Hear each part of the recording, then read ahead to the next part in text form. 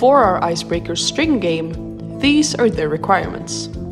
Time needed is approximately 15 minutes, and it works well to play with 10 to 15 people. In terms of materials, you need a bowl with a lot of different pieces of string cut into different lengths. Some should be very short and others very long, and some in between, of course. Other than that, you only need an open space in which to perform the icebreaker.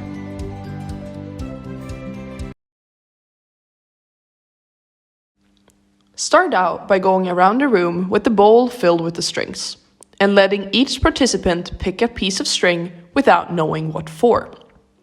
Then, let the participants sit down in a circle with their pieces of string. Then, explain to the participants what they are supposed to do, and show them like seen in the video.